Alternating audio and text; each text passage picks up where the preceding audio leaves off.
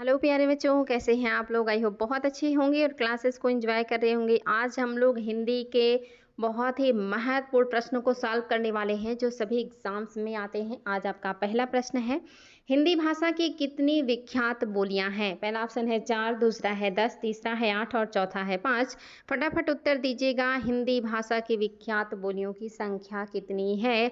बहुत ही महत्वपूर्ण है, लगभग सभी एग्जाम में पूछा गया है। ऑप्शन नंबर आपका 3 बिल्कुल सही है, यानी कि 8 आपकी बोलियां हैं हिंदी भाषा में। याद रखिएगा, हिंदी भाषा की 8 बोलियां हैं। नेक्स्ट क्वेश्चन है आपके सामने, हिंदी भाषा का प्रथम प्रारंभिक ग्रंथ कौन सा है। हिंदी भाषा का प्रथम प्रारंभिक ग्रंथ कौन सा है। सतसई, रामलला, नहछु, पृथ्वीराज रासो, आल्हा उदल। फटाफट उत्तर दीजिएगा, बहुत ही शानदार प्रश्न है। हिंदी भाषा का प्रथम प्रमाणिक ग्रंथ कौन सा है। तो याद रखिएगा, आपका जो सही है वो है पृथ्वीराज रासो, जिसे लिखा है चंद्रवरदाई ने। चंद्रवरदाई द्वारा लिखित है ये पृथ्वीराज रासो। ये सर्वश्रेष्ठ महाकाव्य माना जाता है हिंदी का। नेक्स्ट क्वेश्चन है आपके सामने, आपको बताना है निम्नलिखित में से कौन सा हिंदी साहित्य का काल विभाजन नहीं है। इनमें से कौन सा है जो हिंदी साहित्य का काल विभाजन नहीं है। आधुनिक काल, भक्ति काल, रीति काल या संयुक्त काल। फटाफट उत्तर दीजिएगा, बहुत ही महत्वपूर्ण क्वेश्चन है और हाल ही के एग्जाम में ये क्वेश्चंस आए हुए हैं। तो याद रखिएगा, जो सही है वो है ऑप्शन नंबर 4। संयुक्त काल आपके हिंदी साहित्य का काल विभाजन नहीं है, बल्कि इसका काल विभाजन होता है आदि काल, भक्ति काल, मध्यकाल, आधुनिक काल। इस तरह से आपका जो चौथा है ये सही नहीं है। नेक्स्ट क्वेश्चन है आपके सामने, ब्रजभाषा का विकास किस अपभ्रंश से हुआ है। ब्रजभाषा का विकास किस अपभ्रंश से हुआ है। Most important question. Sauraseni, Paishachi, Magadhi, Ardhamagadhi. फटाफट उत्तर दीजिएगा, ब्रजभाषा का विकास किस अपभ्रंश से हुआ है। बहुत ही ज़्यादा महत्वपूर्ण है और आप सभी को इसका उत्तर पता होना चाहिए। और जो सही है वो है आपका ऑप्शन नंबर 1, यानी कि सौरसैनी भाषा से हुआ है आपके ब्रज भाषा का विकास। और इस सौरसैनी से बुंदेली, कन्नौजी, खड़ी बोली, इनका भी विकास हुआ है। तो आपका ऑप्शन नंबर जो 1 है ये बिल्कुल सही है। हिंदी आकृति की दृष्टि से निम्नलिखित में से किस प्रकार की भाषा है। आकृति की दृष्टि से जो हिंदी है ये किस प्रकार की भाषा है। फटाफट दीजिएगा उत्तर। पहला ऑप्शन है आपका प्रसंश्लिष्ट योगात्मक, दूसरा है अयोगात्मक, तीसरा है श्लिष्ट योगात्मक और चौथा है अश्लिष्ट योगात्मक। फटाफट उत्तर दीजिएगा, कौन सा है जो सही हो जाएगा। याद रखिएगा, ये भी आपके लिए बहुत ही ज़्यादा महत्वपूर्ण है। आकृति की दृष्टि से हिंदी श्लिष्ट योगात्मक श्लिष्ट योगात्मक या वियोगात्मक प्रकार की भाषा है। ये आपके लिए बहुत ज़्यादा महत्वपूर्ण है। चीनी भाषा मंदारिन अयोगात्मक प्रकार की है और जो हमारी द्रविड़ भाषा है ये असंश्लिष्ट योगात्मक है। याद रखिएगा, असंश्लिष्ट योगात्मक ये द्रविड़ भाषा इसमें लिखी जाती है और जो आपकी मंदारिन है, जो चीनी भाषा है, वो अयोगात्मक में लिखी जाती है। हो सकता है आगे ये भी पूछ ले कि चीनी भाषा की जो है किस में आएगा, तो वो अयोगात्मक में आएगा और आपका जो द्रविड़ भाषा है ये असंश्लिष्ट योगात्मक में आता है। बहुत ही ज़्यादा महत्वपूर्ण फैक्ट है। नेक्स्ट क्वेश्चन, छत्तीसगढ़ी किस भाषा की बोली है। Very very important. छत्तीसगढ़ी किस भाषा की बोली है। आपके सामने ऑप्शन है पश्चिमी हिंदी, दूसरा है राजस्थानी, तीसरा है बिहारी और चौथा है पूर्वी हिंदी। फटाफट जवाब देंगे, बहुत ही शानदार प्रश्न है। छत्तीसगढ़ी किस भाषा की बोली है। सभी एग्जाम में पूछा जाने वाला प्रश्न और बहुत ही महत्वपूर्ण है। तो आप सभी को इसका उत्तर पता है। ऑप्शन नंबर जो 4 है ये बिल्कुल सही है। पूर्वी हिंदी की भाषा है आपकी, जो बोली है छत्तीसगढ़ी, ये आपकी किसकी है। पूर्वी हिंदी की है। याद रखिएगा, पूर्वी हिंदी की बोली है छत्तीसगढ़ी।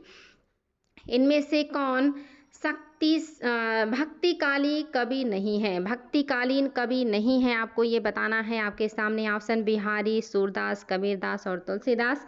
फटाफट उत्तर दीजिएगा, एकदम आसान है और कॉमन सेंस का है और आप सभी को पता है कि आपके जो बिहारी हैं ये आपके भक्तिकालीन कवि नहीं है। ये आपके लिए बहुत ही आसान है, ये रीतिकालीन कवि है। याद रखिएगा। हाड़ौती बोली कौन सी जो है भाषा के अंतर्गत आती है? पश्चिमी राजस्थानी या पूर्वी राजस्थानी या दक्षिणी राजस्थानी या उत्तरी राजस्थानी? वेरी वेरी इंपॉर्टेंट, फटाफट देंगे उत्तर। आपकी हाड़ौती बोली कौन सी भाषा के अंतर्गत आती है? राजस्थान के किस इलाके में ये बोली जाती है? आप सभी को इसका उत्तर पता होना चाहिए। जो आपका हाड़ौती है ये है आपका ऑप्शन नंबर पूर्वी राजस्थानी के अंतर्गत आता है आपका हाड़ौती। और आपका जो मेवाती है ये याद रखिएगा उत्तरी राजस्थानी के अंतर्गत आता है, और मालवी दक्षिणी राजस्थानी के अंतर्गत आता है। और आपका जो मारवाड़ी है ये आता है पश्चिमी राजस्थानी के अंतर्गत। ये सारी बातें भी याद रखिएगा, नेक्स्ट टाइम आपको ये भी देखने को मिल सकते हैं। गाजीपुर में बोली जाने वाली प्रमुख बोली कौन सी है? गाजीपुर में बोली जाने वाली बोली का नाम बताइए फटाफट। ये सारे प्रश्न एग्जाम में बार बार पूछे गए हैं। अवधी, भोजपुरी, खड़ी बोली या बघेली? आपके हिसाब से क्या है जो सही हो जाएगा? और बहुत ही आसान और बहुत ही शानदार प्रश्न है। निश्चित ही ऑप्शन नंबर जो सही है वो है भोजपुरी। गाजीपुर में बोली जाने वाली प्रमुख बोली है आपकी भोजपुरी। ऑप्शन नंबर जो सही है वो है 2। हिंदी की आदि जननी क्या है? हिंदी की आदि जननी पाली, संस्कृत, अपभ्रंश या Prakrit? Very very important and very easy question, फटाफट देंगे बच्चा लोग। कौन सा है आपकी हिंदी की आदि जननी? तो याद रखेंगे आपका जो सही है वो है संस्कृत। संस्कृत ही आदि जननी है हिंदी की। ये आपके लिए बहुत ही महत्वपूर्ण फैक्ट था। नेक्स्ट है हिंदी दिवस कब मनाया जाता है? 14 अक्टूबर, 14 सितंबर, 11 जून और 15 सितंबर। तो इसका उत्तर तो मेरे सभी बच्चों को पता होगा, बिकॉज आप सभी को पता है 14 सितंबर को मनाया जाता है हिंदी दिवस। 14 सितंबर 1949 से ये शुरू हुआ था। ठेठ हिंदी का ठाठ किसकी रचना है? ठेठ हिंदी का ठाठ किसकी रचना है? पहला ऑप्शन है किशोरी दास वाजपेयी, दूसरा है अयोध्या सिंह उपाध्याय, तीसरा है चंद्रधर शर्मा गुलेरी और चौथा इनमें से कोई नहीं। फटाफट देंगे उत्तर। ठेठ हिंदी का ठाठ किसकी रचना है? ऑप्शन नंबर 2 आपका बिल्कुल सही है, अयोध्या सिंह उपाध्याय हरिऔध की रचना है ठेठ हिंदी की ठाठ। नेक्स्ट क्वेश्चन है आपके सामने, हिंदी भाषा किस लिपि में लिखी जाती है? Very very important. पहला ऑप्शन सौराष्ट्री, दूसरा देवनागरी, तीसरा ब्राह्मी और चौथा है गुरुमुखी। और आप सभी को पता है इसका उत्तर, नो डाउट आपका जो सही है वो है देवनागरी लिपि। देवनागरी लिपि में आपकी हिंदी भी लिखी जाती है, इसके अलावा मराठी भी लिखी जाती है और इसके अलावा लिखी जाती है नेपाली। वेरी वेरी इंपॉर्टेंट, याद रखिएगा। नेक्स्ट क्वेश्चन, निम्नलिखित में से कौन स्वर नहीं है? इनमें से कौन सा है जो स्वर नहीं है? और आप सभी को इसका उत्तर पता होगा, बिकॉज ये बहुत आसान है। अ है, यानी कि आपका छोटा आ है, बड़ा ऊ है, ए है और इया है। तो निश्चित ही सभी को पता है चा छा जा झा जो इया है ये आपका व्यंजन में आता है, स्वर में नहीं आता है। नेक्स्ट क्वेश्चन, खड़ी बोली का प्रथम महाकाव्य कौन सा है? Very important and very easy question. पहला ऑप्शन कामायनी, दूसरा प्रिय प्रवास, तीसरा साकेत और चौथा है नीरजा। फटाफट उत्तर देंगे, बहुत ही शानदार प्रश्न है। आपका ऑप्शन नंबर जो 2 है बिल्कुल सही है, प्रिय प्रवास है आपका खड़ी बोली का प्रथम महाकाव्य। नेक्स्ट क्वेश्चन है आपके सामने, राम वृक्ष बेनीपुरी की रचना माटी की मूर्ति किस साहित्यिक विधा से संबंधित है? आपको बताना है राम वृक्ष बेनीपुरी की जो रचना है माटी की मूर्ति ये क्या है? यात्रा वृत्तांत है, उपन्यास है, रेखा चित्र है या नाटक है? ये भी आपके लिए बहुत ही ज़्यादा महत्वपूर्ण प्रश्न है, तो याद रखिएगा जो सही है वो है आपका ऑप्शन नंबर 3, रेखा चित्र है माटी की मूर्ति। नेक्स्ट क्वेश्चन है आपके सामने, निम्नलिखित में से कौन सी बोली पूर्वी हिंदी के अंतर्गत नहीं आती? पहला है अवधी, दूसरा बघेली, तीसरा छत्तीसगढ़ी और चौथा है मगही। आपको बताना इसमें से कौन सा है जो पूर्वी हिंदी के अंतर्गत नहीं आता। मोस्ट इम्पॉर्टेंट और बहुत ही आसान, और आप सभी के लिए ये बताना बिल्कुल भी मुश्किल नहीं है। तो आप सभी को पता है मगही ये बिहारी के अंतर्गत आता है। बिहारी हिंदी में, पूर्वी हिंदी में अवधी, बघेली और छत्तीसगढ़ी आता है। बिहारी हिंदी में मैथिली, मगही और भोजपुरी आता है, इसलिए आपका जो मगही है ये बिहारी हिंदी का है। राजस्थानी हिंदी में मेवाती, मालवी और मारवाड़ी, जयपुरी आता है। नेक्स्ट क्वेश्चन, हरिश्चंद्र का कौन सा नाटक बांग्ला भाषा में अनुदित है? इसमें से कौन सा नाटक है भारतेंदु हरिश्चंद्र का जो बांग्ला भाषा में अनुदित है, यानी कि जिसका अनुवाद बांग्ला भाषा में हुआ है? पहला है विद्या सुंदर, दूसरा है चंद्रावली, तीसरा है नई चाल में ढली और चौथा है कवि बचन सुधा। तो बहुत ही आसान प्रश्न है और आप सभी को इसका उत्तर देना है। याद रखेंगे जो सही है वो है आपका ऑप्शन नंबर फर्स्ट, विद्या सुंदर ही नाटक बांग्ला भाषा में अनुदित है। नेक्स्ट क्वेश्चन, मुगल बादशाह शाहजहां ने किस कवि को महाकविराय की पदवी दी थी?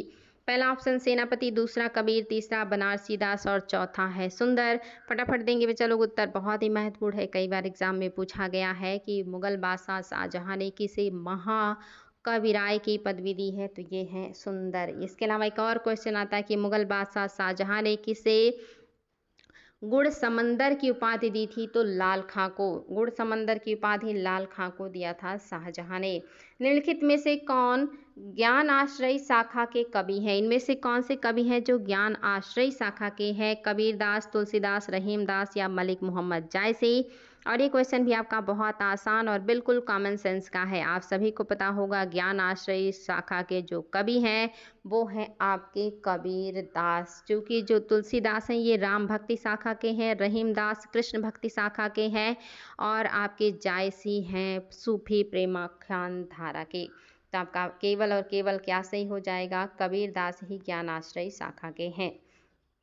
जयचंद्र प्रकाश नामक महाकाव्य के लेखक कौन है? जयचंद्र प्रकाश नामक महाकाव्य के लेखक बलदेव चंद्र, भगवान सिंह, चंद्रवरदाई या भट्ट केदार। फटाफट देंगे उत्तर बच्चा लोग, क्या है जो सही हो जाएगा? चंद्र प्रकाश काव्य के रचनाकार हैं भट्ट केदार। याद रखिएगा भट्ट केदार। चंद्रवरदाई ने लिखा है पृथ्वीराज रासो। नेक्स्ट क्वेश्चन है आपके सामने, मैथिली शरण गुप्त का संबंध आधुनिक काल के किस युग से है? मैथिली शरण गुप्त आधुनिक काल के किस युग से जुड़े हुए हैं? पहला ऑप्शन है छायावादोत्तर युग, तीसरा है द्विवेदी युग, चौथा है तीसरा है छायावादी और चौथा है शुक्ल। आपको बताना इसमें से किस काल से जुड़े हुए हैं मैथिली शरण गुप्त। आपके सामने है 4 ऑप्शन और आपको देना है जवाब। याद रखेंगे जो सही है वो है ऑप्शन नंबर 2, द्विवेदी युग से जुड़े हुए हैं मैथिली शरण गुप्त। याद रखिएगा द्विवेदी युग। नेक्स्ट, द्विवेदी युग के प्रवर्तक कौन है? अगर आपको पता है तो बताइएगा, बहुत ही ज़्यादा महत्वपूर्ण है। महावीर स्वामी जो है महावीर प्रसाद द्विवेदी, इन्हीं के नाम पे द्विवेदी युग का नाम पड़ा है।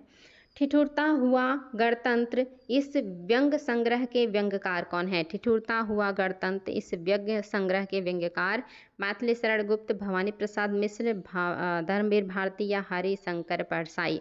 और ये भी आपका बहुत ही महत्वपूर्ण है, ये लेखपाल जैसे एग्जाम में बार बार पूछा गया है।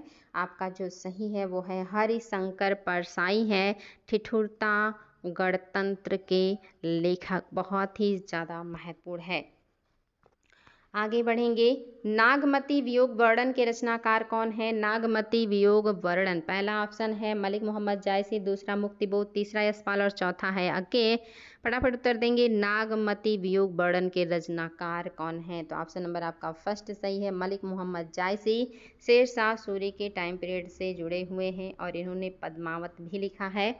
ब्रह्म राक्षस कविता के रचनाकार कौन है? मुक्तिबोध, यशपाल, प्रेमचंद, भारतेंदु हरिश्चंद्र। आपके सामने है 4 ऑप्शन, आपको बताना है ब्रह्म राक्षस कविता के रचनाकार कौन है। और ये भी आपके लिए बहुत ही ज़्यादा महत्वपूर्ण है, तो याद रखिएगा जो सही हो जाएगा वो है आपका ऑप्शन नंबर फर्स्ट, मुक्तिबोध, जिनको गजानन माधव मुक्तिबोध कहा जाता है, इन्होंने लिखा है ब्रह्म राक्षस।